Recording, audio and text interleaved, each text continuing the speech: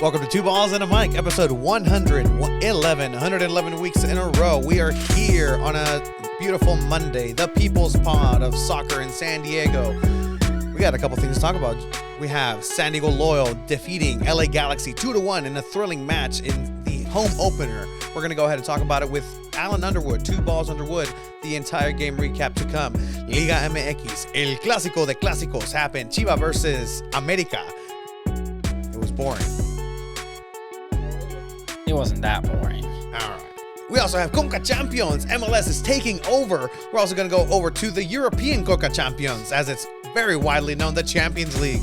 We're going to talk about PSG being eliminated and other cool stuff along with predictions for this week's games. We're also going to go and talk about the Premier League itself. It was a good weekend. Tom Brady was convinced by Cristiano Ronaldo's hat trick to unretire. Baseball is back, but Fernando Tatis is broken for another 3 months. And wow, lots of stuff to talk about. Hopefully we get to baseball for once. It's back. But yeah, without further ado, want to go ahead and welcome the one and only Alan Underwood. Alan, how are you? Feeling great, feeling good. How are you? I mean, I feel great after a win for San Diego Loyal. So. I feel great after going going to watch a game that mattered. At Torero Stadium. So, but it's all about performance. Well, that's what we were going to talk about with Landon Donovan. Had what ended up happening in the last 20 minutes didn't happen, but we saved ourselves the performance questions for later, and we actually talked about that. Like, it was what was it, like the 70-something minute, and we're like, all right, so how are we gonna not ask about performance, but ask about performance? But thankfully, I think we asked good questions. I think we do. I mean, he addressed you by name. You were the only one he addressed by name. Did you notice that, Tony? To answer your question. I did. I noticed that. I don't think he knows my name. So. All right. So. Oh, cool. He was like, yeah, he doesn't. All right. So let's go ahead and talk about it. So this first match of the year was against Los Angeles Galaxy 2, a team that obviously we didn't know much about. A lot of the players are young players. Some players, like the center back that looked like Mr. Clean, looked like he was 45 years old. I think the one player that Alan mentioned on before the match was Preston Judd, who scored, how many was it, 17 goals last season? Yes. He ended up, I told you he wasn't going to score, and he ended up scoring, Alan. He did. Not only did he score, he went up to the front row of the Tory Club area and just like struck a pose after scoring in front of, San Diego Loyal fans, friends, and families. A little bit disrespectful. I like that, though. Yeah, I like that. I thought he was trying to get them to like cheer for him for scoring, and when they didn't, he was like, well. I will make a contention that he shouldn't have been on the pitch. He should have gotten a yellow card earlier in the match. He got a second yellow card later on. Then he time wasted like nobody's business. But nonetheless, very talented kid getting the goal for Ostos. After a very questionable call not being given to San Diego Loyal. But we'll get to that, man. We started out being at Torero, and we started with the starting lineup. Starting lineup. Let's go ahead and switch it on up to that. So here is your San Diego Loyal 2022 starting lineup for the home opening match. You start with Coque Vegas, who was called something different. Congratulations to Sal Zizzo, who just retired and started his career in the booth. Calling Coque Vegas, what was it? Coque Smith or something? Davis. Coque Davis. Coque Davis. Hey, it happens. Anyway, Coque Vargas over here. Yes, I called him wrong name intentionally. I know. Made a start. Great game for him. He looked good in goal. Obviously, that goal went through his legs, but there's nothing really he could have done in that counterattack. Talking about the defense, Elijah Martin, Metcalf, Stoneman, and Nico Boxall for the first time at Torero in the starting lineup. That means that Kyle Adams was on the bench. We had the classic pairing of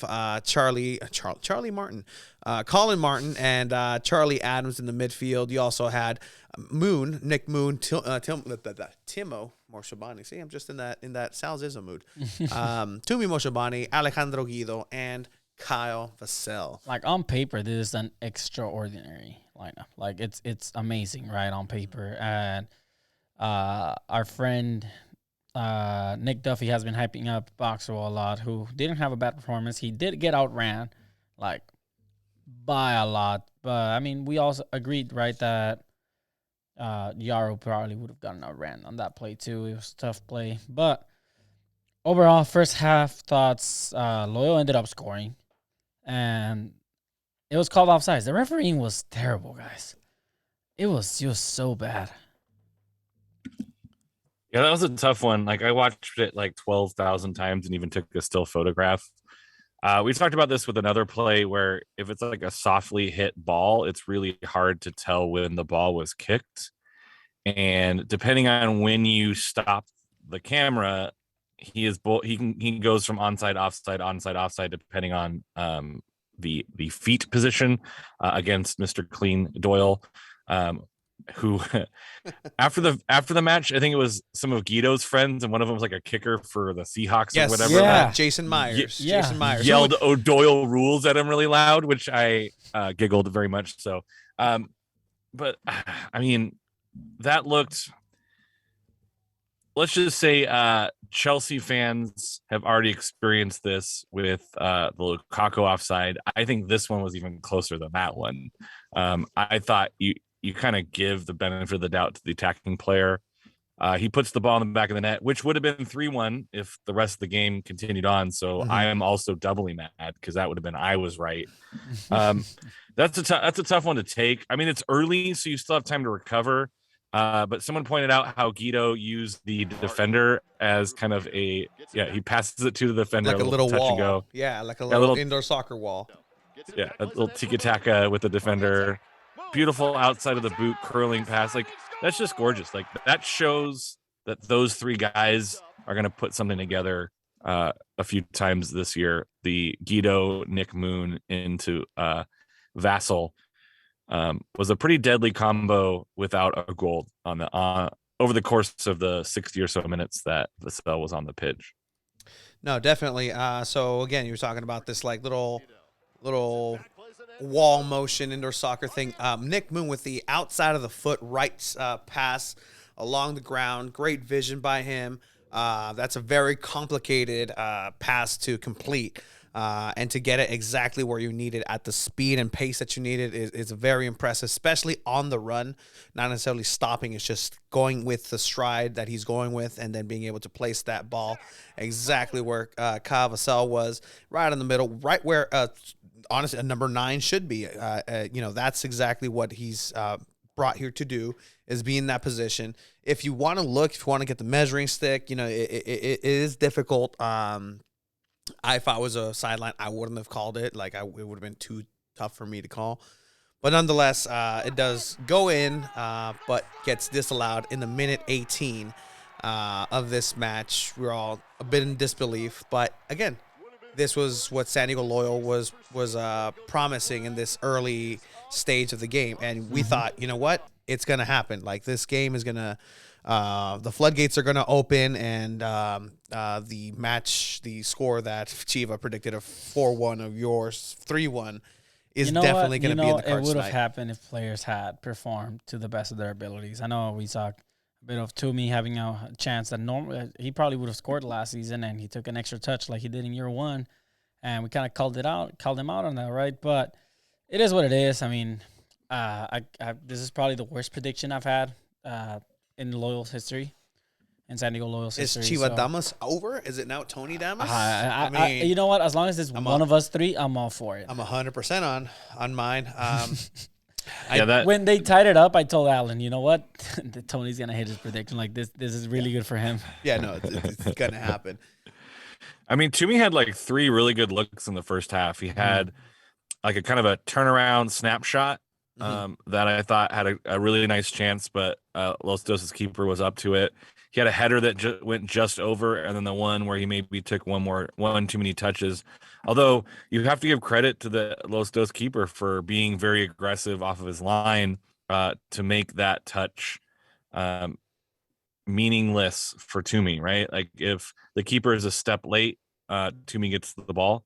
I think we'd like to see Toomey maybe not take that second touch. I think it was like a one touch, and the second touch maybe was a little heavy. But the Los Dos keeper was quick off his line, was really aggressive, and made that very difficult. So I think Toomey probably should score like one of those. Obviously, Vassell's goal, if it stands, you're looking at a 2-0 pretty early on in the game. And then once you're 2-0 up, it's kind of, it's a dangerous lead. But we've seen this with kind of these young kids, is sometimes they get in their heads, and then, one goal becomes two goals become three. But just maybe just not super sharp in the final third from Toomey, although he plays a pretty big role later in the match. And I mean, like Landon said it best, right? I asked him what's something that they could probably work on for next week, and he did say probably being a little more patient in the first half. I think he believes they started off too aggressive. They kind of maybe just were desperately trying to find that goal instead of just kind of wearing them off a little sooner. The game plan was still there. They ended up scoring. It was called offsides. They were attacking. They kept possession the whole match. I believe that they had 58% possession over 42, which is what you expect against a team like against Galaxy 2. Koke looked great on goal. The defense looked solid. I don't think our defense is going to be a big problem this season, but it's going to be up to Nick Moon to see if he can deliver on those crosses that were kind of struggling a bit from everyone. Just no one was there to finish those crosses. The defense was on there. That was kind of a struggling point for Sandy Oloyo. Yeah. Just to talk a little bit about the the pageantry of everything around it, the local Chavos 109, everybody was rocking. I know they missed the great Alan Underwood on drums, but I'm pretty sure your hands are happy that you took a home opener, but I'm pretty sure you're going to be jumping in the fray. But you were busy talking about Toomey Moshobani in the pregame as far as what you thought exactly was going to happen, something that was mirrored a little bit later. And, good. See, there's a good thing about Two Balls and Mike. You text me, I'll cue it up for you. Like, here's what Alan had to say about Toomey Moshobani and his role in this game as a prediction.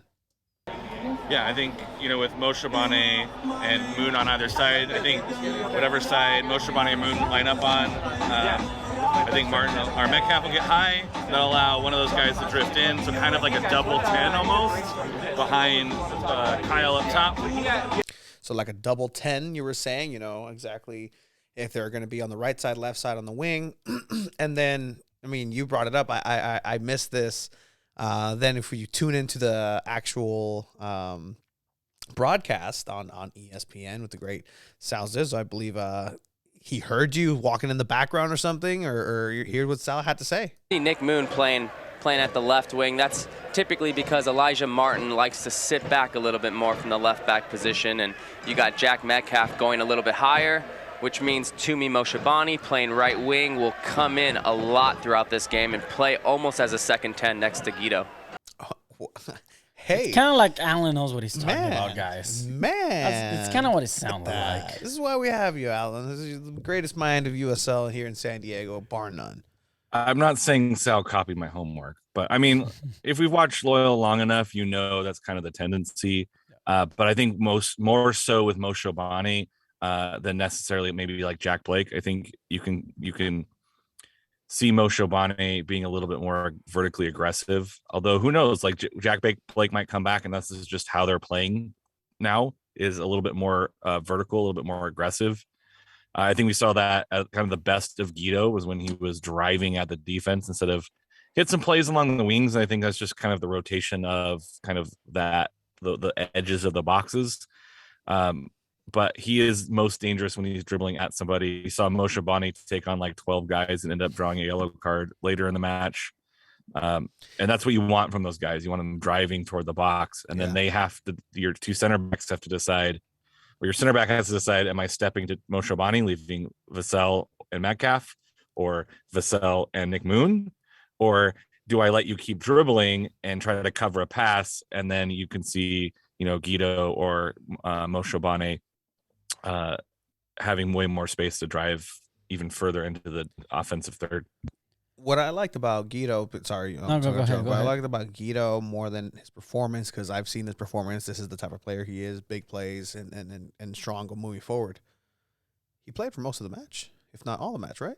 Like that's. I think he played the whole all game, the match, right? yeah. Like he played the entire 90 minutes, 96 minutes. For Alejandro Guido, I think that's the best stat that we could have hoped for, especially coming out the gate, is him being able to play that entire match. Is he going to be playing the next match? Hopefully, but if he doesn't, then sure. But he's able to put on a full 90. I don't think, this game resolved itself with him coming off the bench at the 77th minute.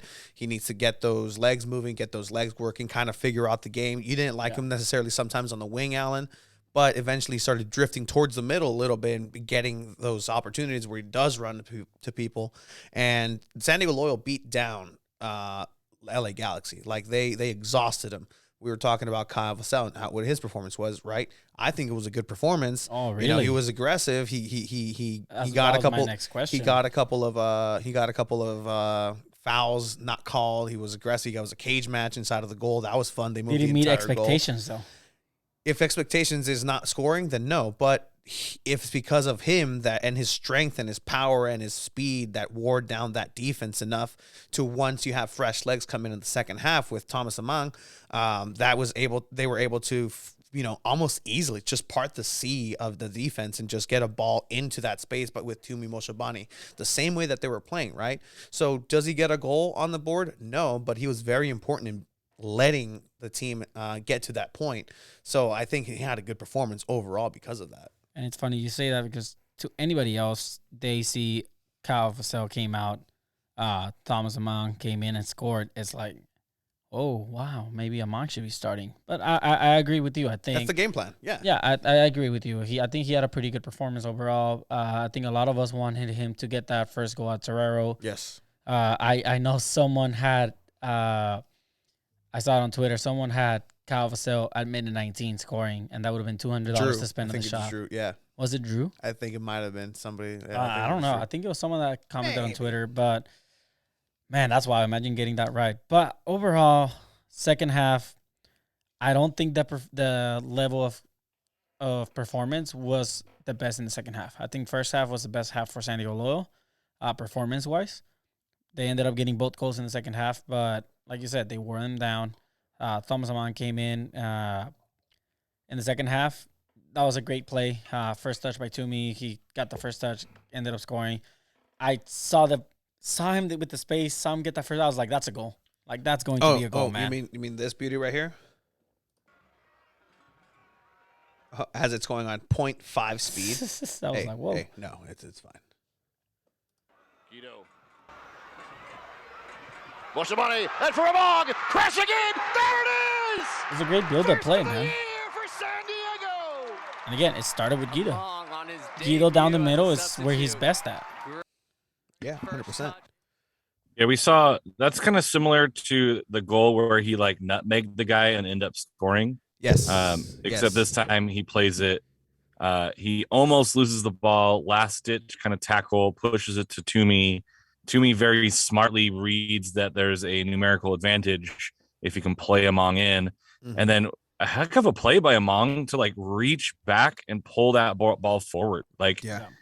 He had the ability to kind of turn his body to gain control, basically pull that ball forward. And then while losing his balance, wrong way to keeper and slotted in, and then ran right in front of us. And I giggled. It was great. Yeah. We'll get to that question on the chat real quick, but definitely a game that was very, very contentious from the beginning. It was electrifying. There was maybe not some bad blood, but there was some unfinished business. You have Jack Metcalf coming back for his first game after collarbone surgery, after he was injured in Los Angeles. And I believe you mentioned the same player was on the field for LA Galaxy, or I want to say it's Harvey, yeah, but I would have to go back and look. Yeah. By the way, still the same team, so you have some unfinished business over there with Jack Metcalf. There was a couple plays where Elijah might have been a little bit too far up and got taken advantage of because. Can we just talk about how great Nick Moon was? Yeah, I mean, I'm down for that. Nick Moon was he's a huge stellar upgrade from Ibarra from last season. Yes, I believe so. The Tacoma Stars legend Miguel Ibarra. Yeah, Nick Moon is just so good at taking people on the wing. If he can maybe end up throughout the season working on just getting the ball across faster, or just maybe getting a cut in and just maybe taking a shot instead of a cross. Like I'm pretty sure they're going to be able to work on that. Mm-hmm. And I think we're going to see the best of Nick Moon more towards the middle of the season when he starts practicing, getting more reps in practice. But his performance was, to be fair, probably one of the best ones in the team. Yeah. He was his one of his go-to moves, which I was noticing on rewatching, is he has this ability to kind of slow play a little bit to suck some defenders in, and then just really quickly whip around them and beat them. Yep. And if he can't, he's either causing a throw in, or he is he's recycling the ball back out again. But there's multiple times where he knew he could beat the guy around the outside, and he kind of goads him in slowly and then just whips right around him.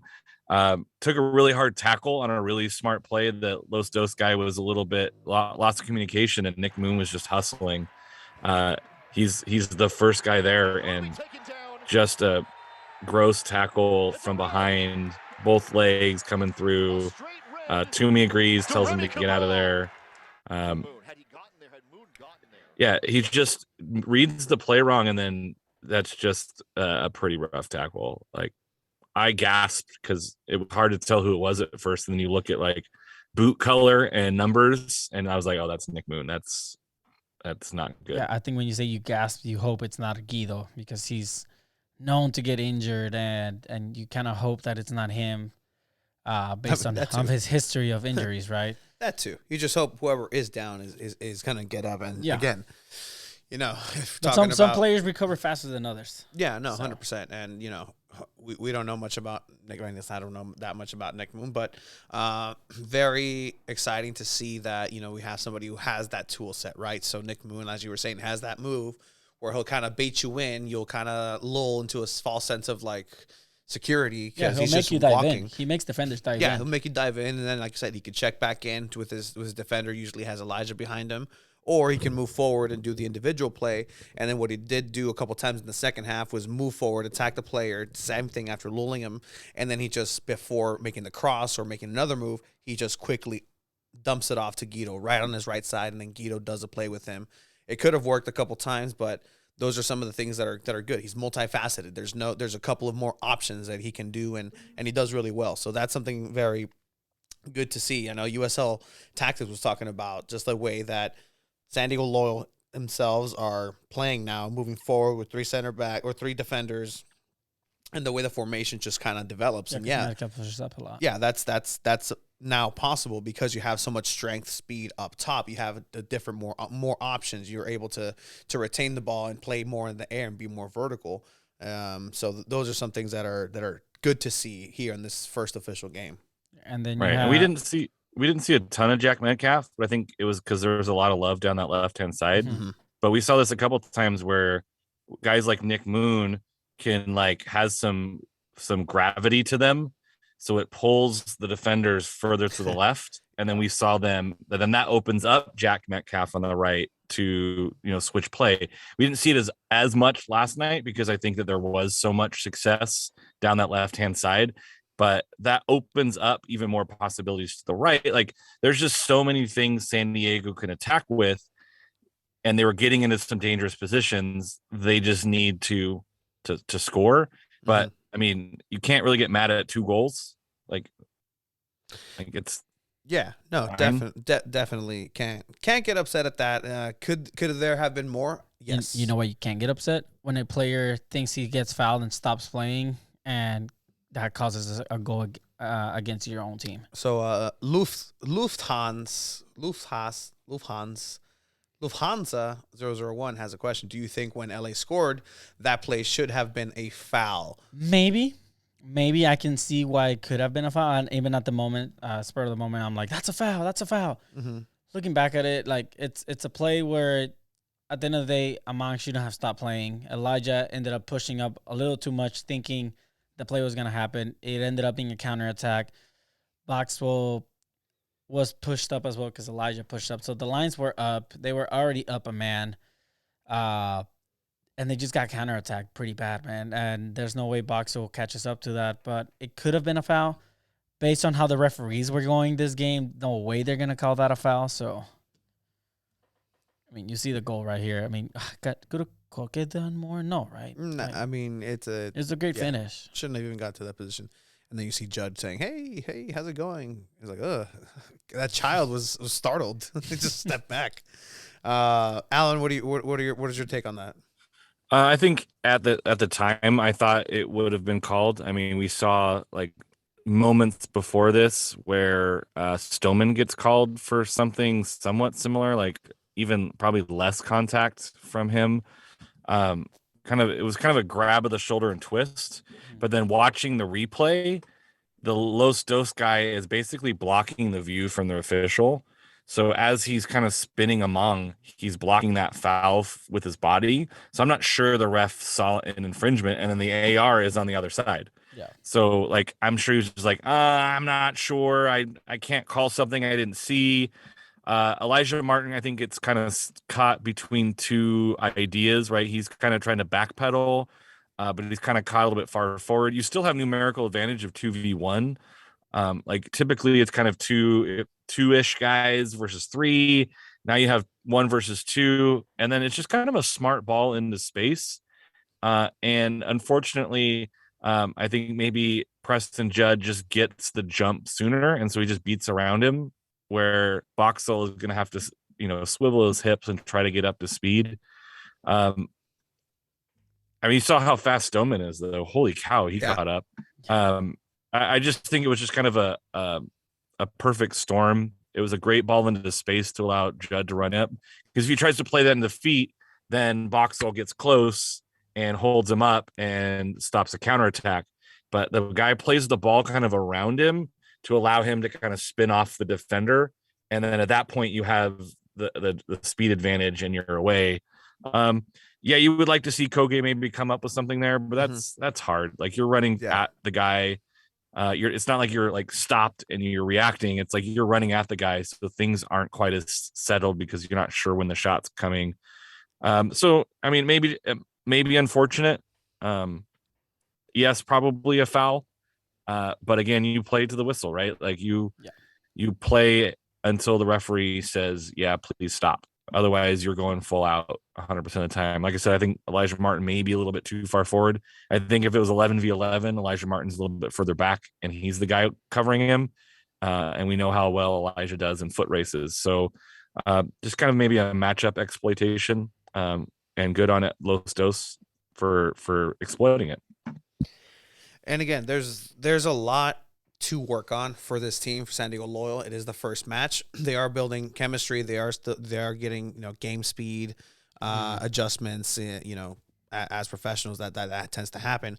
It's crazy how it happened so quickly for some players. Thomas Amon coming in again, talking about Vassell, who was very important in breaking down that defense. But overall, I think it was a very good team performance. I think again at this point, being 1-1, I moved to the other side. We were with you. Did you get together. to watch? Did you get to see the tying goal? So I did. I was actually by the press box, halfway on the concourse, and I was kind of watching. And as soon as I didn't see the non-foul, but I did see that run. I saw it directly down the line. So it was a difficult. You hate having the ball go through your legs as a goalkeeper. You always try to avoid that. But again, it went in. But before I left, I was like, watch, like. It's the 80th minute. Like anything can happen. Like it is San Diego Loyal going to Loyal. Is Loyal going to Loyal? Someone tweeted that. One of my favorite. And they did. People on Twitter. And that's the thing. They did. They did Loyal it at the end of the match. Yeah. But the difference, I guess, so far this season, if we could say that, is that they countered their Loyal. They they flipped the Uno reverse card on themselves and were able to pull a New Mexico United. Thank you, Mr. Clean, for scoring that own goal. Yeah, so I mean, again, let's kind of take a look back at that, because it was tough. They were time wasting. There was time wasting by Galaxy everywhere. And so I think that's what kind of came back to bite them in the ass at the end of the time. the longer you wait, you're kind of prolonging your own demise, and that's exactly Los what dioses del ended up fútbol. happening. The game should have ended technically 5 minutes after minute 96. One more chance. Into the box. And Yeah. batted down. That's in. As the San Diego Tribune Union said, right, Alan? They tied it with 2 seconds left. Did you just cite the San Diego Union Tribune for soccer? Yeah, it was a very important highlight on Twitter. Oh, Were you keeping up? I mean, there was so many cameras. There were so many people that we've never seen. So many And people you know what? there. I welcome it. I welcome all these people doing more coverage of soccer and professional soccer here in the great, beautiful city of San Diego. Be there in week 5. Be there in week 13. Be there in the summer when the sun is beating on your face. Be there on a weekday We will game. welcome you. We'll walk you through. We're walking some of the new loyal employees through some stuff too. Like, hey, we've been here, guys. Just come on down. Just do not touch my camera. Do not touch my equipment whatsoever. Please. I beg of you. In any case, so minute 96, going back a little bit, I mean, headed, hits the crossbar. it wasn't pretty. goal. It wasn't pretty at all. Definitely. But at the end of the day, you're going to take the 3 points no matter how they come, right? Like, no matter. It wasn't even Mr. Clean. Like, I think it bounced off the other player. No, But, Neil. yes. One thing I like about it is like a nice low cross into a dangerous area. I think we saw a couple of crosses that were higher that were getting cleared out, and I think they went a little bit lower moving forward. This is why you put balls into the mixer, if you will, like a dangerous area, because especially the end of the game, there's just chaos. But if you look at kind of like if that bounces lower, it's in. If that bounces slightly higher, you have 2 loyal players. I think it's Toomey, and I'm not sure. I don't remember who the guy to the right is. Like, they're ready to pounce on that. So, like, if that ball gets deflected out further, then you have loyal players there who could probably play that ball in. That's a heck of a touch by Among to get the ball even on frame. Yeah. And then, once the ball hits frame, then it's like, that's an unfortunate own goal. Like, the player, I mean, that's like the ball bouncing off, hitting off of a keeper's back and bouncing in indoor soccer, right? Like, it's just, at that point, what are you going to do? Like, you can't react that fast because the ball bounces, and then, like, he's facing his own goal. Like, it's going to hit him. So you try to dampen the ball so it doesn't bounce too far away from you. Like, that's unfortunate for him. But as I said, it's called an own goal because we own Los Dos. Love that from you. It's 5 straight wins for San Diego Loyal over Los Dos. Over LA. So San Diego has dominated Los Angeles in sports for the first time in, I can't tell you how long, Chiba. Fuck, man. Like, it's been a while. I mean, Did catch up in that frenzy of everything. Like, I had the presence of mind to be like, oh, that's Jack Blake. Hey, like, you're a civilian right now. I can approach you, right? So I caught up with Jack Blake after the match had ended. As soon as the match had ended, and I asked him a couple questions for the pod. Hey, so you enjoyed this game out here? How was it? What did you see out there from the boys? Honestly, lads were phenomenal. I think it's always difficult home opener, especially first game of the season. And the expectations were high, and we delivered. How excited are you to get into that game, into that squad?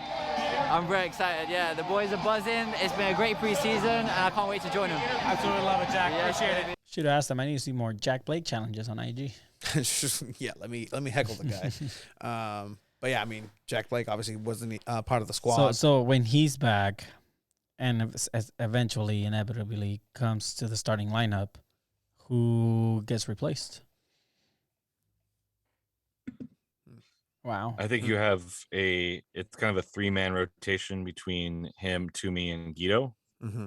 Yeah. The same thing where you have kind of a three-man rotation between Kyle Vassell, Among, and the young man Evan Conway, who did not appear because of yellow card accumulation from League One. Yes. Which I think it's kind of that rotation with those kind of 3 guys with Jack Blake, and you're going to get that's the thing. Like, we were talking about who you're going to bring on as a substitute later in the match. Like, you really don't have a whole lot of options right now to fill that role. Yeah, that's one of the things I hated. Like, there was a lack of depth for this game. I mean, why have 2 goalkeepers on there? I would have much rather preferred seeing youngster Xavi on the bench rather than 2 goalkeepers, because at the end of the day, I would prefer to have an outfield player than an extra goalkeeper on the bench. But, I mean, it ended up working out. They won. Phew. Somebody with a San Diego Loyal paycheck, when it was 1-1, when I left you guys in front of the locals to go over, because I left a little earlier, it was still 1-1, and this individual came up and was like, hey, like, damn, like, we were just, like, lamenting the fact that we brought a tie again. Like, it was a great match. The 3 points were in hand. Now they tied. They did mention, like, it would have been a really good time to be able to put the San Diego Loyal's newest signing on the field right about now. And then, fast forward 2-3 minutes later, and they ended up tying and scoring the game winner, thankfully. But that definitely would have been a little bit more of a topic of conversation had he appeared, and had they tied. I think would have been a little bit more of a point of I think how Landon said on the questions after, I don't think he was maybe mentally ready to play in this game after everything that's been going on this weekend. I think it would have been a little too much. We've already all addressed our thoughts on this matter, so you can find Alan's thoughts on his Twitter. You can find ours in Two Balls Ileal. If you want to hear mine, because it's in Spanish, ask him. You can ask me. My DMs are open. I'm more than happy to have that conversation in my DMs with whoever is curious if you don't speak Spanish. For Tony, you guys can ask him as well. So I mean, the club already knows. Just shut my mouth with whatever is going to happen, and I'm happy with it. And I think the club actually liked that response in that little meeting, secret society meeting. That was brought up. Like, yeah, good. Like, that's all I want. Just shut my mouth up. Alan, do you have anything to add for as far as that side of stuff goes? I just wanted to shout out, like, the leaders, the volunteer leaders of the supporters groups. Absolutely. That are probably are bearing probably a little too much burden for the team's decision. I know they had quite a rough week, both themselves personally over the signing, but also getting a large wave of the blowback and questions from memberships, and they all had to make a decision about where the supporters group stood on everything. So, and they had to do it quick, right? It wasn't like, hey, next week we're doing this, be prepared. So I got to shout out the folks, the people who are not being paid by the club, who are working their way through the decision the club made, and having to answer and get, I'm sure lots of questions, and I'm sure also lots of hate on the Twitter machines. Got to shout those guys out, those people out, because I know they're not just guys, but the leadership of the two official one and the unofficial supporter group, Chavos, the locals, and then the Rainbow Loyals. So I'm sure that they had a rough week, and so much love to them. Buy them a beer, give them a hug. No, definitely shout out to them again, because it takes a village, and not only it takes a village to put on a professional game, it takes a village to do everything, the accoutrements, the pageantry, as I was saying. I think something to keep in mind is it's not always going to be pretty with your team, right? There's always going to be heads bumping with each other. There's always going to be something to complain about. There's always going to be something that doesn't go your way, and I think this was one of the first few things that happened with when it comes to supporters and the club, right? Not agreeing with the club, and it's going to happen. The first 2 years, since they put the logo upside down, that was the biggest thing up until now for this club. Exactly. So, and see, here I am calling it a logo. It's a crest. Oh, hey, careful. Perdón. But yeah, I mean, that's going to happen. Supporters are going to get upset at the club, and at the end of the day, you come together, you discuss things.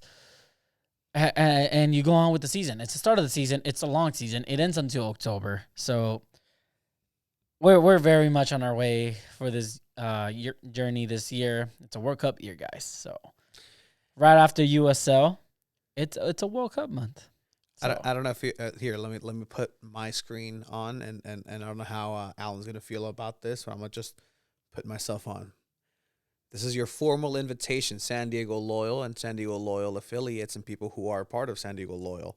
This is the official invitation, not just for you, but invitation for you, Andrew Navasiliades.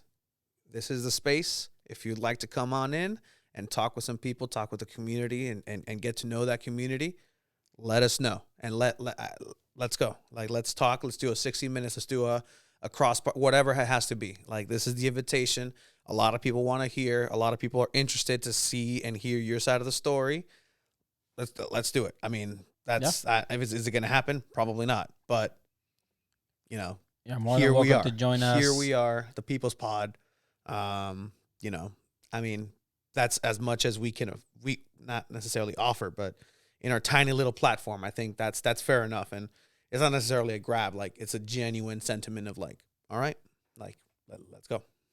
I don't know if you want to be part of this, Alan, if you're about to dip and you're like, you know, it's fine, it's different. But, like, you know, it's something that people, we were told that people want.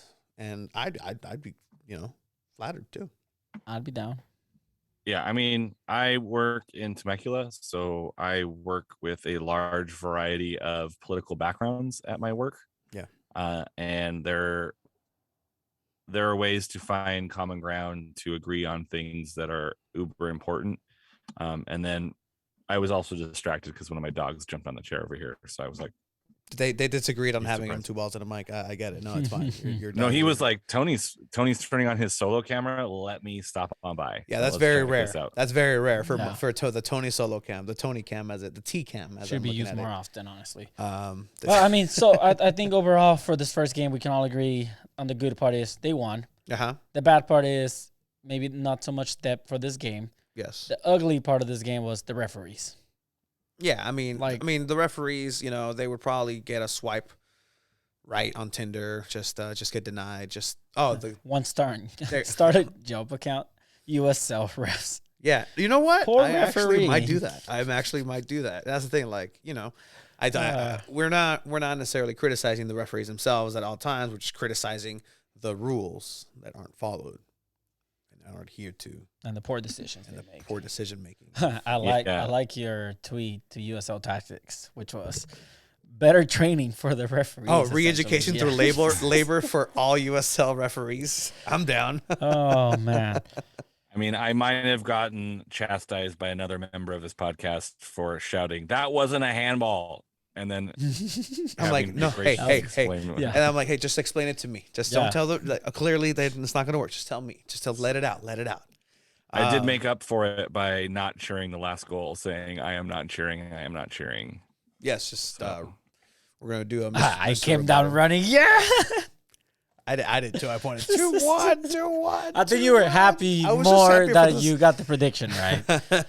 Well, yeah, obviously. We can't cheer for the team. Can't wear team colors. I'm fine with it. Like, it is what it is. And you can if you are doing the Spanish language coverage. Apparently you can. I mean, so if I go in as 2 balls ilegal, I can be decked out in this fine jersey. Oh, sorry, it's because I don't know. I did not know that I cannot wear. They don't talk like that. I mean, it's kind of speaky English. I can run with that, right? It's all cool. I just had a spray and it was good. En la Walmart, la pizza estaba bien buena. That was good. You can't do that, Nope. You shouldn't either, but the things we're dragging Alan to.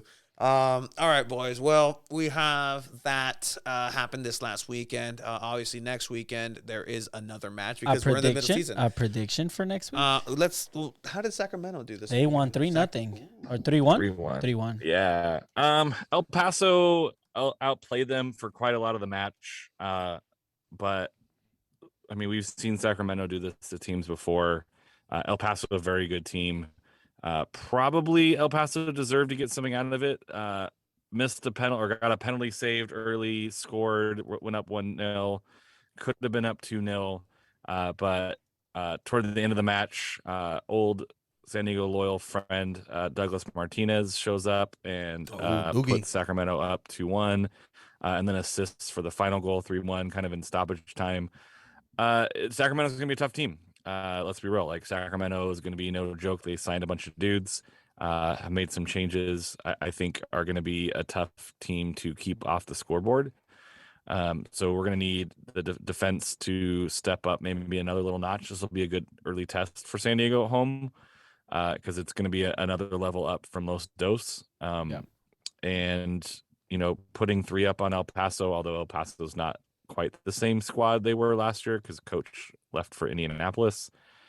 Sacramento's going to be a tough squad. It's going to be a good early test. Like I said, there's some pretty big names. They signed a couple guys. The guy from RGV is escaping me. He came back to Sacramento and scored the penalty kick. Again, Douglas Martinez signed there. So there's some attacking firepower in Sacramento. So this is going to be a good game. It's not going to be a walkover by any stretch of the imagination.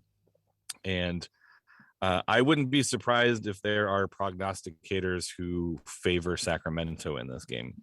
Oh, wow. Okay. One interesting thing I've noticed about the Western Conference of the USL is that there were no ties. There were no ties in the Western Conference. There was one tie in the Eastern Conference, but on ours, it's a good thing Loyal pulled off that win, just to be on board with the 3 points. Home teams were 11-1-1 on opening weekend. Oh, wow. And I think you throw in the fact that teams win their home opener, right? 50%, or what was the percentage that ended up making playoffs?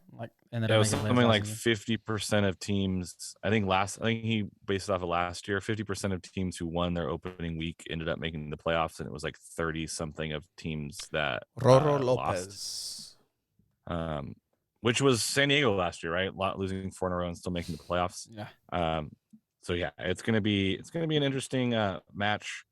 Let's see, 538 has it. Let's see if I can find it. Clicking buttons. Yeah. 538 has San Diego 46% win, Sacramento 28%, and then a 26% draw. So 50-50 to get some points out of it according to 538, but 538 is not always the most accurate when it comes to the USL. So what is your match prediction against Sacramento? I'm going to steal Tony's prediction from last match and say 2-1. I think it's going to be I think keeping Sacramento off the scoreboard is going to be difficult. Although Koke looked really good. I think 2-1. I think I'm going to go with a 1-1 tie. I think just because they're still getting their bearings under themselves, San Diego Loyals, getting to know each other on the field and get that game speed. Hopefully Kyle gets on the scoreboard, just to get some confidence in him. Thomas Among probably is just spewing confidence out of everywhere at this point. But I'd still go with that same lineup. I still give Kyle that opportunity to get in there. Then you throw Among as a super sub. But from what I'm hearing, and usually things like this tend to be right, it will be a contentious match. It will be a tight match, but I can see there being a 1-1 tie. I'm going to go with the first clean sheet of the season for San Diego Loyal and a 0-0. No, I'm just kidding. No, I think Loyal win 1-0. I think they're going to end up getting a goal somewhere around the 65th, 70th minute, around there, and they're going to maybe park the bus a little bit towards the end, try to get possession, and it's going to be a moment where we're all going to say, oh, man, is Loyal going to do what Loyal does and concede a last-minute goal, but Cook is going to make an amazing save or something, and they're going to end up with the 3 points and get a first clean sheet. No more Soapy Joe's, but it'll be the first clean sheet of the season. You can still go to Soapy Joe's. Yeah. Yeah. Just Sacramento had 36% of the possession against El Paso. Still managed 11 shots and 4 on target. Oh, wow. So San Diego might have tons of possession, and let's see what they do with it. It was Rodrigo Lopez was the guy I was thinking about. Roro Lopez, 619 Soccer. Let us know. Yeah. Boom. Yeah. But definitely a good matchup here upcoming with Sacramento. I had come up with a nickname for Republic, but I lost it. We have a lot of beef with them. Well, used to, actually. Yeah, I mean, sure. In any case, that's going to be a good matchup. San Diego Loyal sit pretty supposedly at third right now for our first match, third or fourth on the rankings. Still, Phoenix is destroying already. Just somehow already has 5 games in hand, just one. But in any case, it's going to be a good season, and it's a good start to the season. We should put something on the line. I mean, we can start next week, but like predictions. Oh, whoever gets a prediction right. Just do something. I don't know what you want to do. Like, and again, I'm surrendering my 1-0 right now. Like, unless you guys don't want to. I'm down to bet a lemonade. A lemonade? Like whoever gets it For right. the whole season? For the whole season, lemonade. Just one lemonade. What? No, not like for each home game. That's a lot of lemonade. No, I mean like at the end of the season, whoever gets more right. Like, you know, this first game, I would be winning 1-0-0. Okay. Man, you've been drinking. I mean, we can say, like I said, like we can loser the worst off buys the best off a Califino, a bottle of Califino tequila. Oh, well, it's funny that you mentioned that, Alan, but you can go ahead and use the promo code 2balls20 to go ahead and get yourself 20% off Califino tequila at Califino.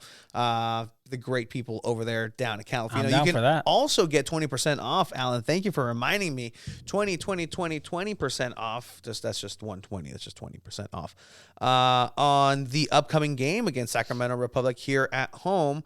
Wow, what a great question, Chiva. By going and clicking our link here on our Twitter. You can go ahead and use the promo code 2balls. That's the promo code number 2. BALLS on Twitter. On Twitter, go ahead and follow the link. That's 20% off single game tickets. If this is something that people click and people go and actually do, we'll continue it throughout the season. Hopefully, the club allows us, and they're like, we're losing too much money. We gotta ask DeAndre Yedlin for another loan. Then we're doing a good job. So go ahead and use promo code 2balls. That's number 2 BALLS. Follow the link on our Twitter. The atmosphere was amazing for this home opener this season. But yeah, man, I think that kind of wraps it up for San Diego Loyal. I like this. I mean, again, this is... We talked about this right? Now, once there's games happening, it's going to be so much better. Inside baseball a little bit. Yeah, exactly. We're talking about that. So, like, I'm glad the games are here. We have some highlights to talk about. There was a whole game to talk about. Feeling good. You know, you Orange County lost. I mean, what else do you want, right? Like, it's a good day, good weekend to be a San Diego Loyal fan. Yeah. But yeah, I think we're good. Anything else to add, Alan? No, just see you out there next weekend. Should be another fun, energetic match, and it'll be, like I said, it'll be a good test. See where the boys are right now. And maybe you'll see a new camera for 2 balls in the mic. Who knows? I don't know. And guess what? I don't know. There is 0% chance that we are starting 0-4 this season. So yeah, that's a positive thing to end this episode, this section of 2 Balls Under Wood with. Thank you, Alan. Really appreciate your time. Now go on to your 5th, 6th, 7th, 8th USL podcast. Thank you. Lovely talking to you, gents. I love you, man. I'll see you guys later. Later, Alan. Man, he's so good. He's such a good guy. I wish I could grow facial hair. Not like you, like him. Hey, Califino. Oh, dude, you've been drinking. Promo code. What's going on here? Are you okay? I mean, I'm fine. That video took a lot out of me to. You tried. It looked like you liked that añejo better. Well, okay, so this side is clean because your side is usually a pigsty, but I had to clean it up. It was clean. Because I did homework in here with my girlfriend was also doing homework on that side. And I was like, no. oh, look at that. I was like, oh, look at that. And just give it a little try. But hey. Vato. No, that one was us. Make sure to use promo code 2balls20 at checkout for the Califino.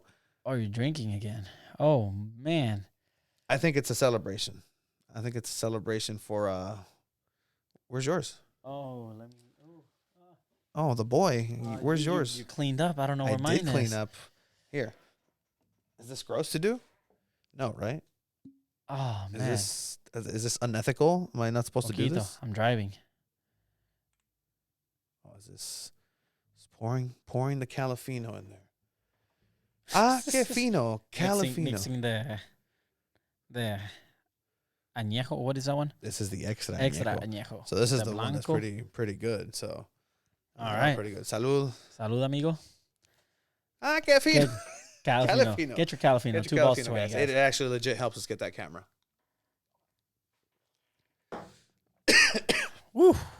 Well, ¿Y la tapadera? La tapadera. tapadrita. Pum, pum. Pow, pow. Ah, tequila, México, Liga MX, Clásico de Clásicos. Aficionados que viven la So, intensidad del before fútbol. people call me out, I was like, you were at the Loyal game. You didn't watch the Chivas game. Tony, what was I doing for, what did I have on my phone for a lot of the game? You were texting some girl named Melanie. Whoa, hey, whoa. Who's no, that? I don't know. She cute? I don't know. You tell me. In any case, you I were had the watching Chivas the game, game man. the entire time. I had the which Chivas is, game props to you. You actually tweeted like, "This is how much I care about San Diego Loyal," which is Ricardo Vigena. Is it good? It's good. It's good. I like it. who commented that? Ricardo. They commented. Yeah. Where is it? Where'd it go? It's good. You guys should definitely check it out. Make sure you use that promo code. You get 20% off. Can't go wrong with it. It's tequila, guys. Like whether you like extra añejo, reposado, blanco, whatever you like. No, this one's Calafino's got really you. good. This is really good. And again, it helps us out with the podcast. Helps us out. Some of the proceeds go back to us. So thank you for supporting Clásico us. de Clásicos. I don't know if you went and watched like highlights or anything. Oh, Ricardo apparently went to Guadalajara to watch the game. That is amazing, man. I was Oh, going to shit. go. I didn't end up going. Then the whole Querétaro thing happened, and I said, okay, you know what? I'll stay back. I'll go to the home opener. Man, that atmosphere probably was amazing. It's a Clásico de Clásicos. Again, not the same excitement maybe after what happened, right, for Liga MX. It's still kind of like a whole, okay, let's see how this week goes. But anyhow, it's still a Clásico. It's still a rivalry match. You still want to win this game. 0-0. That's the worst thing that could happen in a Clásico. 0-0. 0-0. It reminds me of the old Chelsea Man U games where it's just like, oh man, the explosive power of this number one versus number two. I mean, obviously this game you always have to win this game. But not losing it is also a pretty good thing, you know. Yeah, I mean, America ended up having a red card. Jonathan Santos, I got a second after kicking my boy Bouquet, who, by the way, this guy could be the future of Chivas. This kid is 18. He's good. Yeah, man. Like, aburrido el partido. Dude, it's 0-0. Yeah. Like, unless it's like a Chelsea-Liverpool Carabao Cup final 0-0, it was probably those are very rare. So what ended up happening with the Carabao Cup over in England It's rare. is definitely rare. Shout out to El Guacho, el portero de Chivas, the goalkeeper, the backup goalkeeper. This guy has been either Chivas number 2 or number 3 his whole career. I think he's had the starting spot a couple times, but they always find someone to kind of replace him. But he's always managed to stay on, and he's a really good goalkeeper. He had some amazing saves. Pretty much saved Chivas Sorry, a I had lot to with turn some that one crazy off. shots. It was not who we thought it was. Okay. You got it? It was the first one. It was the first one, but the commentator pissed me off. Yeah, no, I'm not a big fan of Cantor, honestly. But yeah, I mean, Chivas ended up hitting the post a couple times. Alexis Vega had a great game. We had a goal that was offsides. I believe it was Iramier that scored it. Other than that, like Chivas, it's the same old story, right? You're gonna win some games. You're gonna tie some. You get like sometimes you tie more than you win.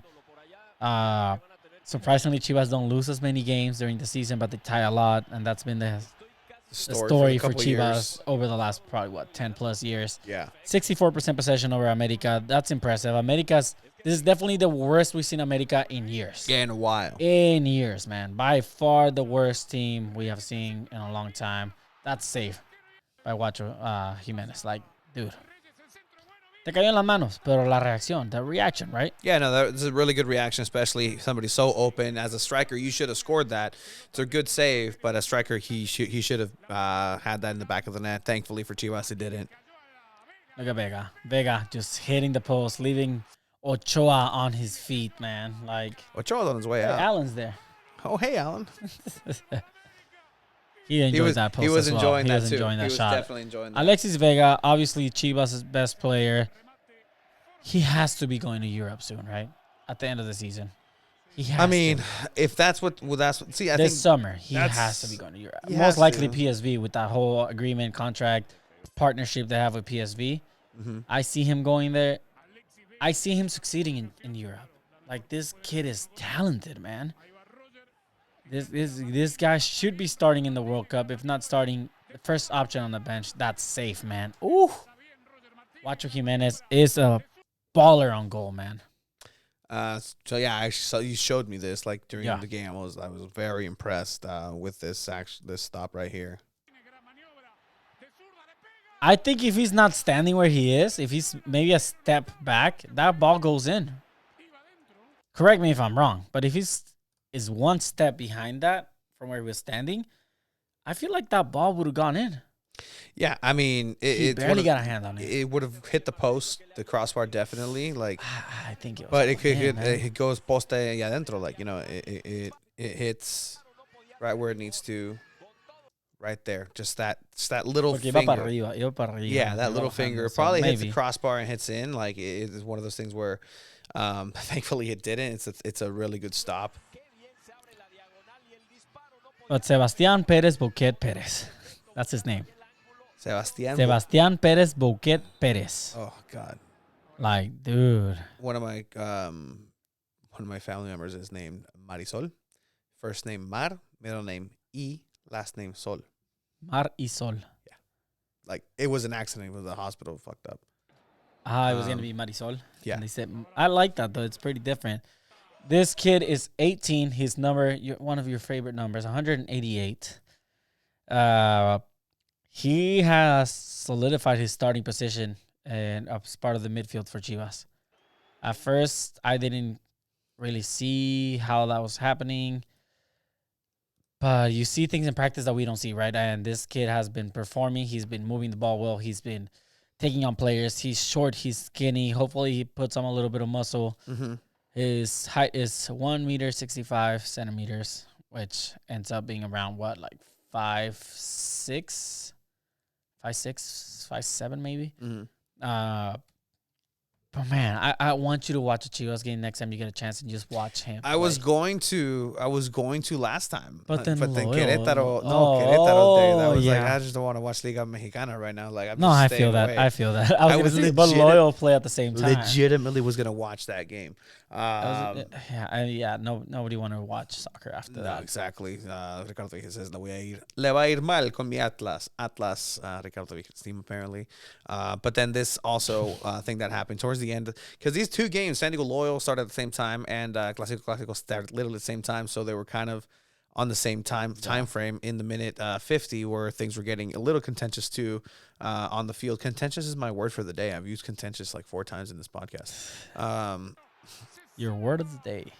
So this ended up Have happening. you done the Wordle today? No, we can do it. Have you done At it? the end. We can do it at the end. So you guys can see I don't cheat. Damn. So you got Jonathan Dos Santos hitting. That kick was dirty, man. Hitting, Right. ¿cómo es? Borges? Bouquet. Boquet. Sergio Pérez. Sergio Bouquet Pérez. Pérez. Pérez. In the face, Jonathan Dos Santos. He knew it. He knew he messed up. Like, as a player, you never want to hurt another Yeah. player. Look at that. Like, his intention is not to hurt him. And especially when your it's- rival it's- comes it's- behind you and isn't like pushing you around. Like, you All know, I'm saying is, like, I think he was a little mad of when Chivas almost cut his brother's leg open. oh. So I mean, maybe a little eye bit for of an eye, revenge on that. leg for a leg, blood in, blood out. And it was to my boy Bouquet, man. He's just a kid, to the 18, young. Yeah, 100 and what was his number? 188. 88. Yeah, it's pretty up there. You can. I guarantee you, this kid is gonna have like a 2-digit number, if not a 1-digit number next season. This guy's here to stay, at least for a couple more seasons until a European team notices him. With the point. Yeah. Fuck. Yeah, man. But again, ended up being a 0-0 draw. What ended up happening to him? Nothing. Just No, I think he was fine. that's fine. I Okay, it was fine. don't think he came out actually. wow, what a tough kid. And then only to have that this happen right after, Minute and people 63. start asking for stopping violence with one less player for America because of on-field violence. In any case, yeah, it was, como dice este vato, Ricardo, it was a pretty boring game. Unfortunately, wasn't what it's billed. Ricardo, very active in this chat. Very said, active. El Nene Beltran and Boquet, the only notably good players in Chivas. I mean, you're discarding Vega, who's by far probably the best player. He hit the post twice. He had a couple of shots. In the Clasico. Vega's a player where maybe he's not the best performing in the game, but he's the difference maker. Mm-hmm. But yeah, Nene Beltran definitely shined with Almeida. Then with later coaches, got benched, maybe on the move. Morale went down. This Nene Beltran is a solid center defensive mid. This guy controls the tempo of the game excellent. I think he just needs more confidence, and he'll be able to play at a very high level with Chivas. I'm glad that he's getting the starting lineup again. I'm very upset that Lalo Torres is not playing where he should be playing. Instead, we got Olivas playing, who I'm not a big fan of Olivas. If you don't watch Chivas constantly, you don't even know who Olivas is. Or not even Olivas. Olivas is a center back, I believe. I mix both of them up, but you have, what's his name? Flores. Sergio Flores. You know who Sergio Flores is? Yeah, like 1% of the listeners do. That's Ricardo. So Yeah, probably. like It's talking to wild. him Like Nene Beltran is, but he played in the Olympic. He played on the Olympic explain. team. Hey, don't tell me what to do with Chivas, bro. I got this shit. Olivas is actually. Don't mute me again. I'll walk out of this podcast You right won't. now. Do it. Do it again. Do it. Do it again. But yeah, no, definitely Chivas have the players to do it. Chivas have the players to compete. Whether Leaño's the man in charge, the man for the job, I don't know. Leaños, as in the coach. The coach, yeah, Leaño. Yes. So- just informing those who have no idea what you're talking about. Okay, well, Leaño's the coach, so Giving context. go ahead. Do you have anything to add for Chivas? Chivas have not won a championship in a while, and they hopefully they do. Hopefully, man. And the way this season's going, anything can happen. Anything can happen. Liga MX is very wild. Other notable games this jornada, you had Puebla, who was the only undefeated team left in the league, ended up losing a last-minute match against San Luis. San Luis, who is performing well, but it's also one of the worst teams in the league. Like, I don't know, man. It's, again, San Luis is in 14th place. They won 3 games. Puebla, surprisingly, is turning things up, but I think their level is going to drop down as the season keeps going. Mm-hmm. You know who's surprising me, though, and is playing great? Who? Is Pachuca. They're at 7 wins, 1 draw, 1 loss, First 20 place. goals in favor, 8 against. These guys are not only playing great, they're destroying their team, their competition. They ended up beating Toluca 3-0, who Toluca's obviously not playing the best soccer that they're known to be playing. If you talk to people about Toluca, they're like, oh, that's one of the Mexicans' top teams, right? They have, 10 championships? Mm-hmm. So, again, very wild, the Liga MX, and don't even get me started on the competition with MLS now in Conca Champions, because we're going to get to that a little bit. Like now. Right? Like now, yeah. So, I mean, other than that, Cholos lost 4-0 against Santos. Whoops. They got destroyed 4-0. So, not much else to talk about for Cholos. San Diego Loyal rub-off has worn out. And maybe they need to play another scrimmage. friendly. Yeah. I like that. So you were bringing up the Conca Champions, the Champions League of CONCACAF. It's in quarterfinals right now, and it's 2 legs. And these are the matchups that they have, that there are, right? And they're going to be played this week, the second leg. The first leg was New York City FC against Comunicaciones, a team from Guatemala. They won their first leg 3-1, New York City. So you're telling me MLS team. there's a team named Communication. That's Yes. the name of the team. Comunicaciones, communication. Okay. That's hey. All right. I You mean, know a lot about communication. Hey. Then you had Leon with arguably one of the best goalkeepers in Mexico with Cota. Mm-hmm. They lost 3-0 against Seattle Sounders. See you, Seattle Sounders. I'll see you soon. They're actually not playing when I'm up there. I'm going to be going up there at the end of this month. Shout out to Cheyenne. Next Gen Sounders Soccer. clapping Leon. Next Generation Soccer Podcast. Then you had New England with their new logo against Pumas, Gross. who are one of the Hate big that teams in logo. Mexico, right? Yeah. 3-0 New England first leg. Yikes. Then you had Getting destroyed, Liga MX. Then you have Monterrey against Which Cruz is- Azul. Montreal. Monterreal against Cruz Azul. Montreal. Royal Mountain. Cruz Azul ended up winning 1-0. Very much up for grabs in that second leg. That's See, they're Canadians. That's why. still in the MLS though. As the MLS as a whole, I don't even think it's fair to say they're on the rise at this point. They're there. Yeah, I mean they're kicking. This is very much the year that they could have a first MLS team winning the Conca Champions. Chiva, we're not sending our best to the United States. Mexico is not yikes. sending their best to the United States. It's clear. It's I got to tell Chicharito? you. I got to tell you. Chicharito? It's clear. Mexico's not sending their best. Oh man, They're not. very political. There's not. Tell me. Bunch of bums that they're sending over. To Europe? No, to Conca Champions. But it's not who they get to send; it's who qualifies. Well, that's what I'm It's saying. very. I Hey, don't. Alan. To be honest, it's very, very weird how they end up sending teams to the Conca Champions. I think it's based maybe on a point matter. I'm not really 100% sure how teams qualify. It's very random. I know you got to win the league for it to be, which is why Cruz Azul is there. And then people ask why I couldn't give two shits about Liga MX or Conca Champions.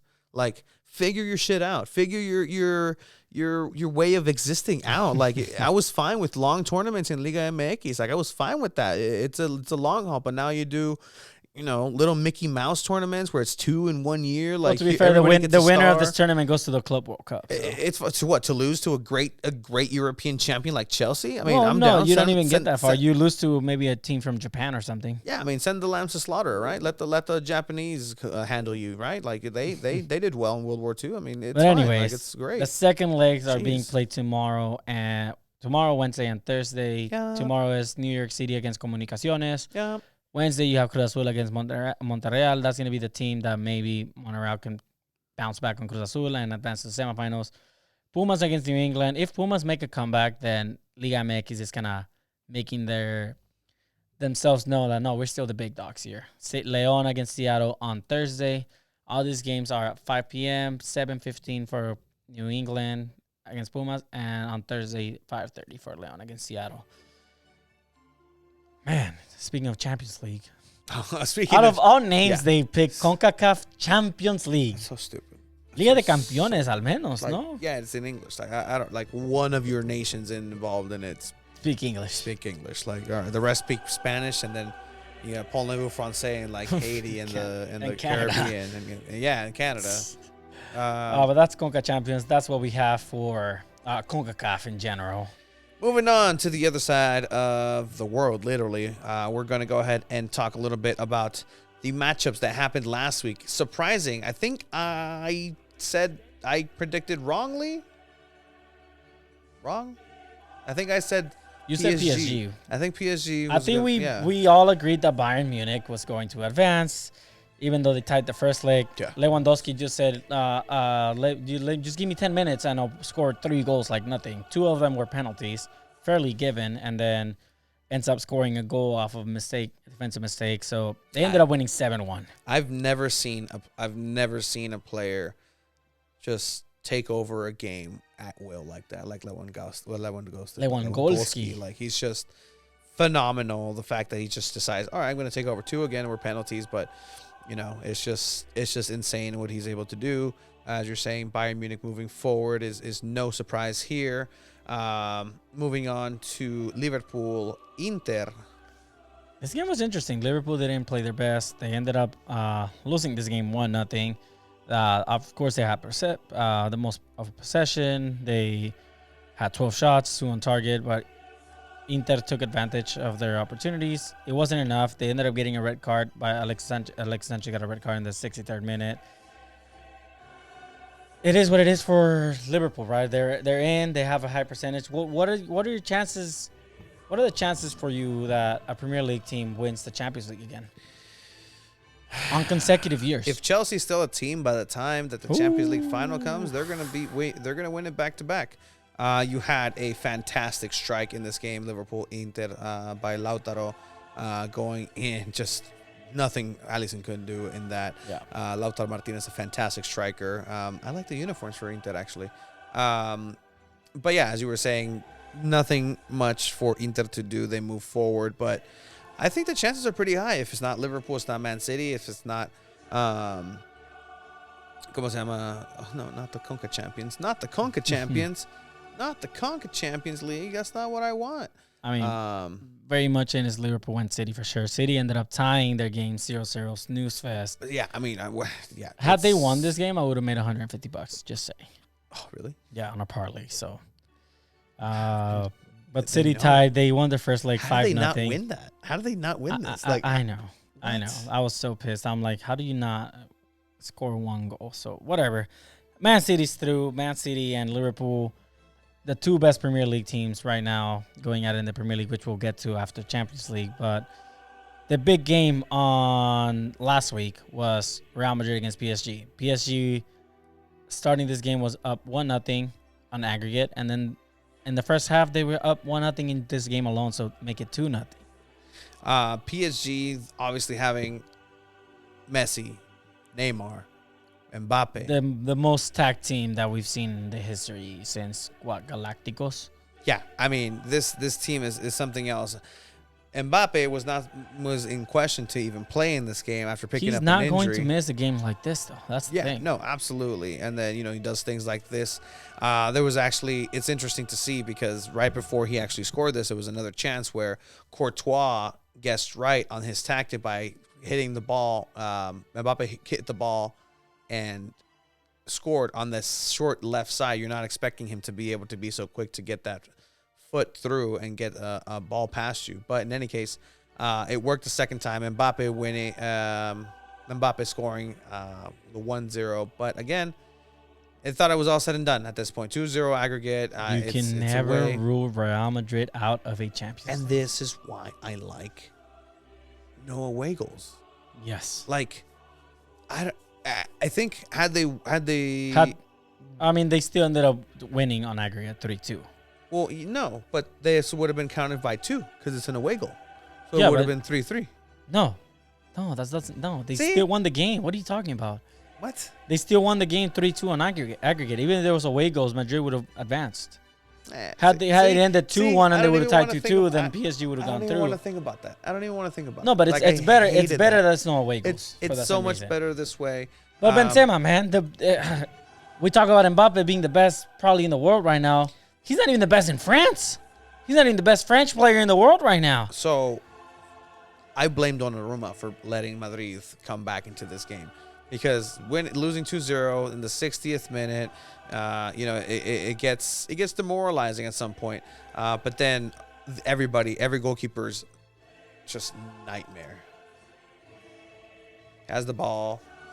What are you doing? Get rid of the ball. Let's just say Navas would have never done that. Just get rid of the ball. Navas would never. Navas would never. And I don't know why you don't play Navas here when it's a revenge game for Navas, where they send him off to bring in new shiny Courtois in, and I don't know why Donnarumma was in there. He's young. He's a good goalkeeper, but then he does things like this. Madrid gets the ball. Benzema just taps it in. 1-1 in this game.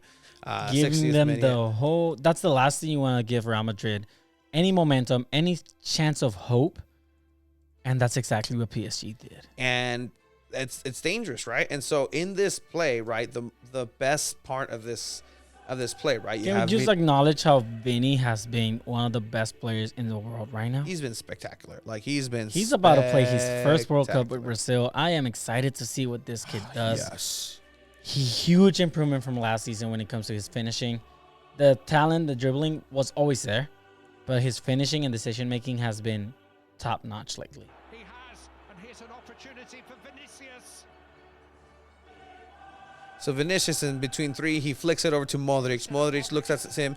Modric points to his right, looking to his right, almost a no-look pass. Sees Benzema in between What a ball, three man. players. That ball's Modric placed is still a baller. perfectly in there. The right amount of speed. The ball goes in. Benzema controls it with his left. Se perfila, shoots it in for the goal. 2-1, 75th minute. The comeback is complete at this point. Yes. Benzema scores his brace. And not only does he score his brace, like the part that I love about this and I love seeing this is like they weren't done showing the replays. They show a million replays after the game. Yeah. And they weren't finished talking about that game. And then they're back on their side. Here comes Benzema against intelligence. No power whatsoever. He knows where Donnarumma's standing. He knows he's on an off-balance position. He just taps it, slides it into his bottom left side. It's an intelligent forward-playing, it's brilliant. In the blink of an eye, the world came crashing down to PSG. On PSG. Yeah. It was amazing to watch. It was amazing to relive this. Messi and PSG choked the Champions League once again. PSG in general, they are the worst team to play in Champions League.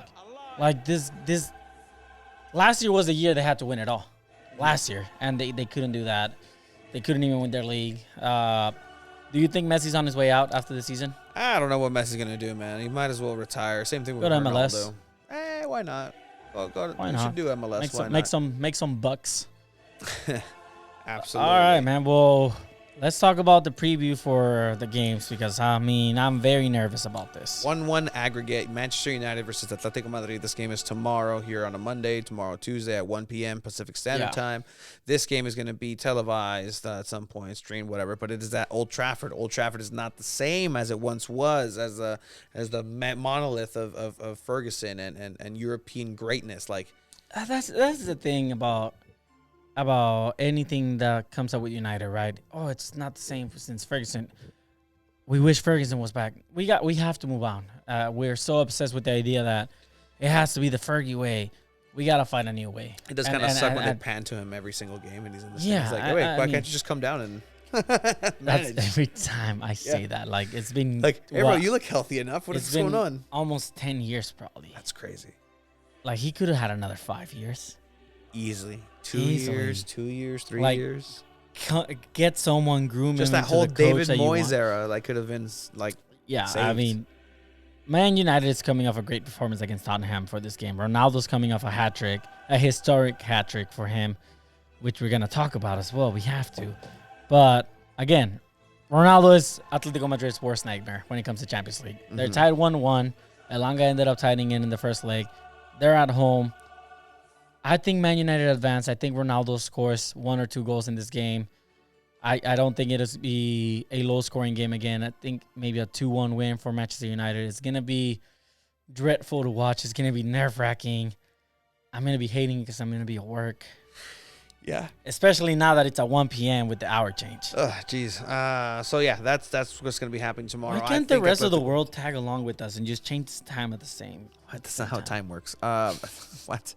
Atletico Madrid, I think, is going to be coming up big in this. Really? I think they're gonna. I mean, I love the fact that Manchester United is in this precarious position where it's like, are they gonna be the same as Manchester United of old? It's usually not the case, and I love that downfall. Let me just tell you something, Skip. Let me tell you. Last time United played in the round of 16, they ended up beating PSG. And advanced to quarterfinals and got destroyed by Barcelona. So I think it's bound to happen again. I think they advance to the quarterfinals and we get matched up with like City or something and then get destroyed. So get destroyed and get knocked out. So I see Atletico moving forward. I want to see Atletico beat Manchester United. I'm not gonna lie. Then we're gonna go ahead and have Ajax versus Benfica. Ajax with Sebastian Haller scoring on both sides last time, 2-2 aggregate. This is pretty much a tie game. Whoever wins this game, goal gana. Ajax is at home for this game. I think Ajax takes a lead here early in the game, probably in the first 10-15 minutes. And they hang on to the league. I think they win this game maybe like 2-0, 2-1 as well. who knows? Maybe even 3. Depends how well Ajax is doing. Haller scores for this one for sure, right? You don't think so? Yeah, no, I mean, he's been on a mean streak just depending on which side he's going to decide to score on. No, but I do think Ajax is one of the strongest teams I think it's a dark horse at this point for this point of the tournament. Has to be, man. So Ajax should be winning that one. And we move over to Juventus Villarreal. What's interesting about this week is 3 out of the 4 games were tied in the first leg. That's crazy. As you're saying, 1-1 in the first leg. Juventus Villarreal. This one's going to be played at Juventus Stadium. So it's going to be interesting once again to see what this Juventus squad has to offer. Vlahovic was pretty. Vlahovic was a very good addition. Scoring in the first minute. In the first minute, then they did nothing. But historically, if we want to look at this game, I don't have that much insight into like Villarreal's tactics other than last time they played in Europe. Villarreal is always a team that can. It's It's like a flea on a dog, right? It's not the biggest thing in the world, but it can be annoying. It can bother you. It can sometimes, just bug you so much that it pushes you to the edge and you end up losing this game. What does that make Manchester United when they lost to this flea in Europa League? A very sad dog. So I'm taking Juventus in this just because historical, context and stuff. I think Villarreal pulls the upset. I think Villarreal pulls the upset against Juventus and advances to the quarterfinals and gets matched up with Man United and then takes us out of the Champions League. Oh, man. But how hilarious would that narrative be? That would be pretty Villarreal taking us out in the quarterfinals. Again, you know what? Now I just want Manchester United to win just so that can happen. This can happen. So then you have the only game tomorrow that isn't starting off as a tie. 2-0 Chelsea versus Lille, the champions. Oh, yeah. You're talking about Lille against I guess somehow still a team. Somehow still a team, but now owned by the Queen or something like. And you're probably going to have to travel by bus because bus. You can't get a plane to travel. Oh, guess what? You can't travel to. Well, I mean, you can't travel by bus over the English Channel because it's in Stade Pierre-Mauroy. So bus, ferry, bus onto ferry. Oh, bus. Chelsea loses this game. Yeah, so Chelsea needs to win this game. I mean, Chelsea's been on a mean streak, just winning everything since everything's gone down with Roman Abramovich. But in any case, Chelsea should be able to secure this. They should be, right? If they're still playing in form, you got Kai Havertz is playing out of his mind. So if Man U wins, Chelsea wins. That's 4 out of 8 teams in the quarterfinals in the Premier League, from the Premier League. Yeah, the best league in the world. I mean, some people don't think so. Some people don't think some people think the Premier League's overhyped. Who? People. Your boys on Sundays, on Soccer Sunday. Hey, your boy over here talking about Chelsea's having a downfall.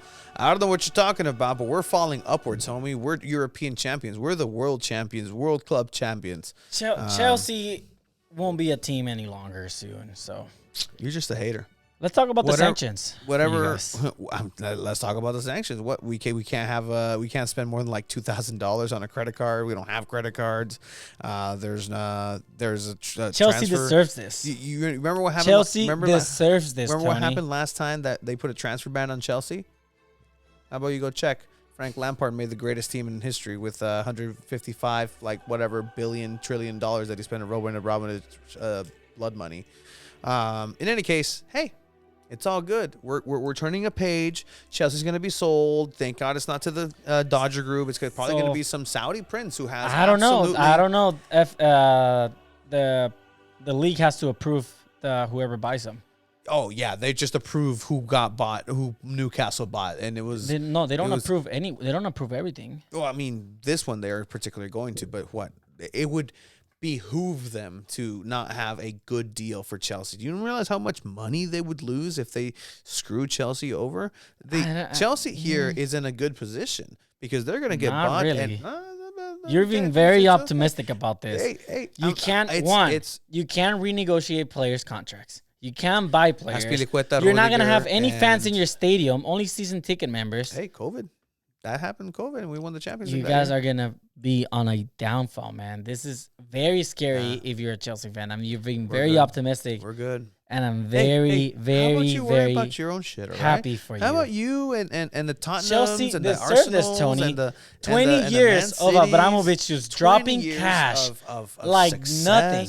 20 years of having legendary players grace the league. Stealing? Oh, my goodness. Mikhail goodness. Ballack, Michael Essien, Frank Lampard, Courtois, Just dropping major cash stealing players from other teams. Yossi Benayoun, Frank Malauda. I'm trying to think. Ashley Cole Solomon playing great for Kalou. Arsenal. You say, we're just going to take him away. You have let's Edison see, killing it with Peter England Cech, a while ago, and you steal him from England. Who else? You guys stole Man United's CEO. We have the great Frank Lampard. Oh my God, Frank Lampard. Fernando Torres was there, winning a Champions League for England for the first time in a while.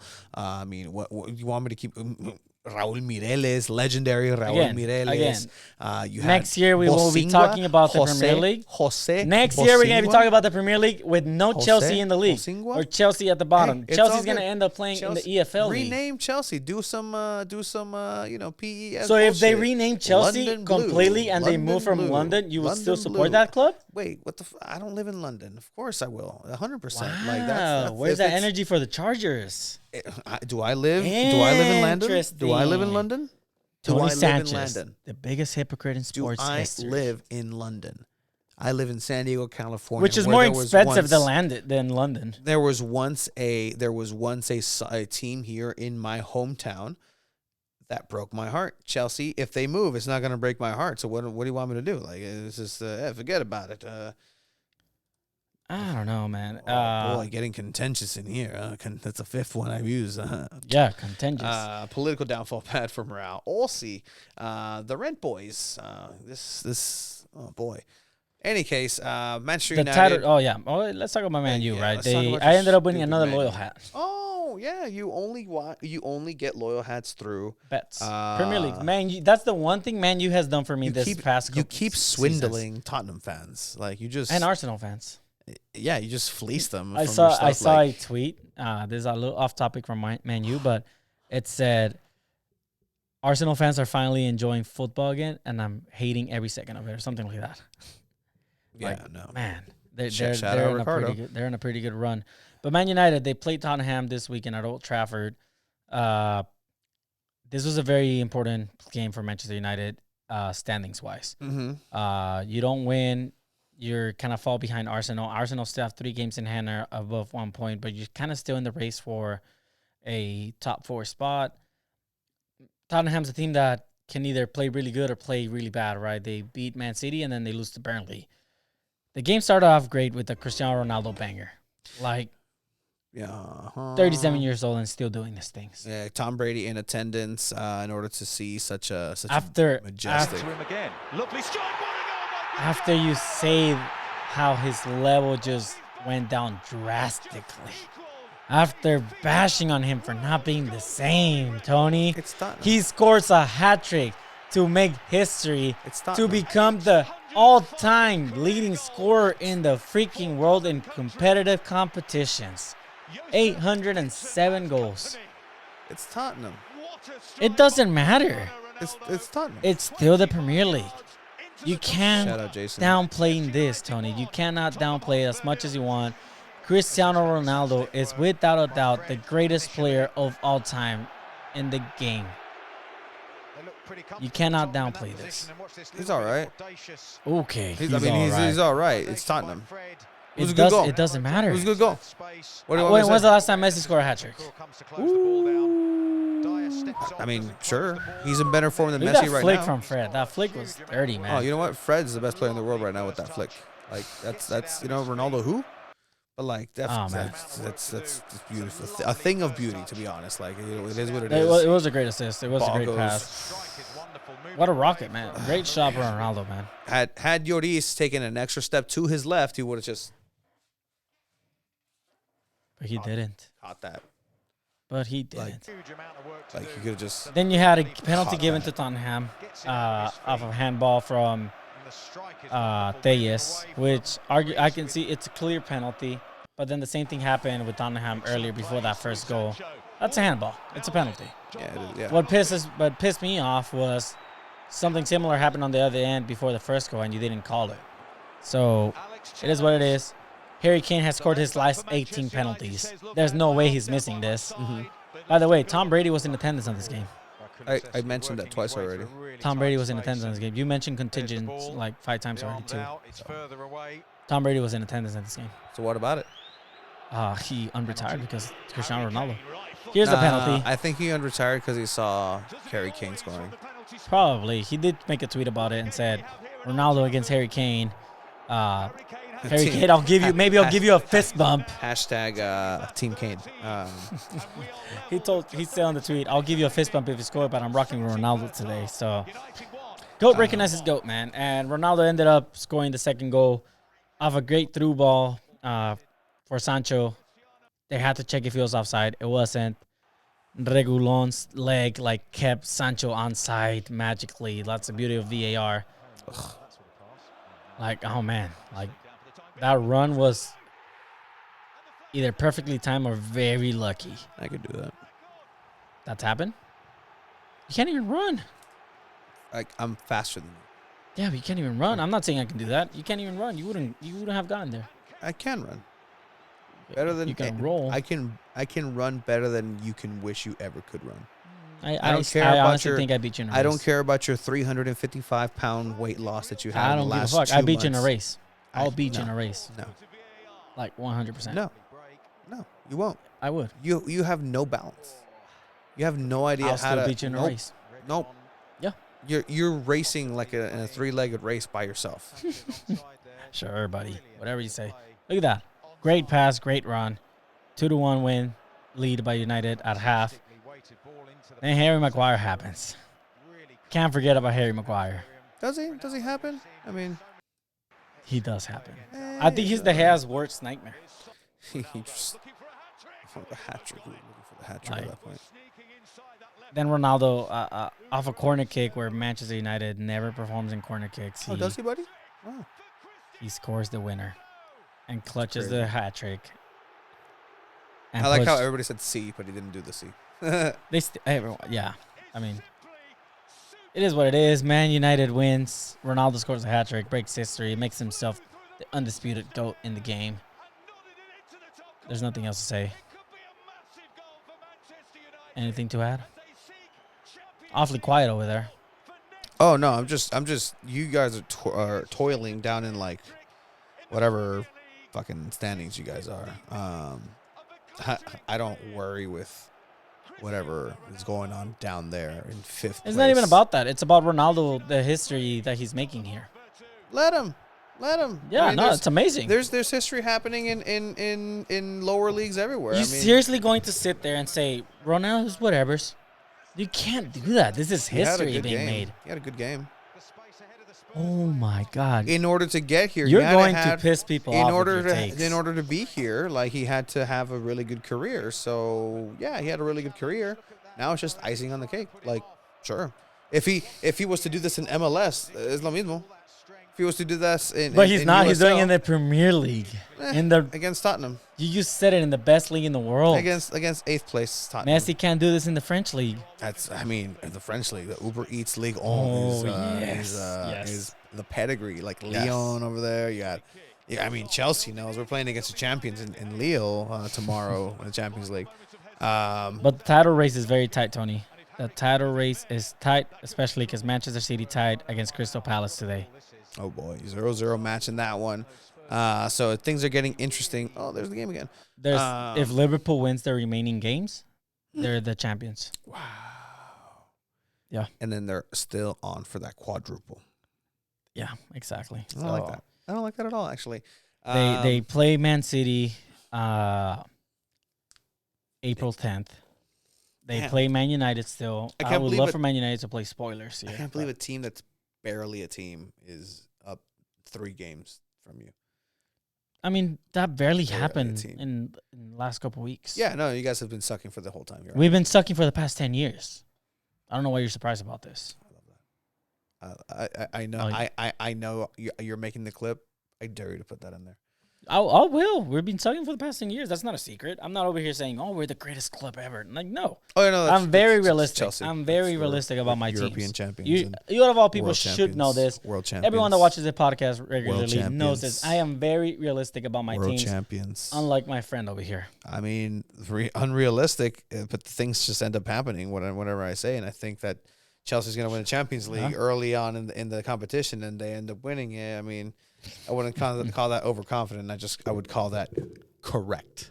I mean, next season you can't say that shit. So. Damn, this guy's so pressed over Chelsea just being in shambles financially. Shambles in and third place, champions of the world. I mean, yikes. enjoy it because you won't be able to say that any man. longer when that club just poof disappears. Let us know in the chat if you guys really do think Chelsea's gone for good. I think so. I think they're Dunskies. In other sports, Tom Brady's back. I love being able to press that button. Tom Brady's back. He has unretired. We haven't pressed that button in a while. Coming back to the Tampa Bay Buccaneers for another season. I mentioned this before. Imagine being the guy that paid $500,000 for Tom Brady's last touchdown pass game ball. I mean, $500,000. Is there any returns? He's like, this is now fake news. This isn't real. Here, you can take it back. No, that sucks for that guy. I wish he would come out on social media and say, "I'm that guy. This is the ball. If anybody wants to buy it, I'll sell it to you for $1,000." Sounds good. Mitch Trubisky to the Steelers. Anyway, baseball's back, and Fernando Tatis broke his arm. Bye. That sucks for Padres it sucks. fans. Yeah, Like, 3 months. It's out. All right. How long would that be for the season? Like, He's gonna miss a couple series in the beginning of the month, but he's fine. Thank you for joining us, Calafino. 2-20. I gotta piss. oh, okay. I guess that's the end of the show. This guy has to piss. Small bladder. Thank you guys for watching. Laters.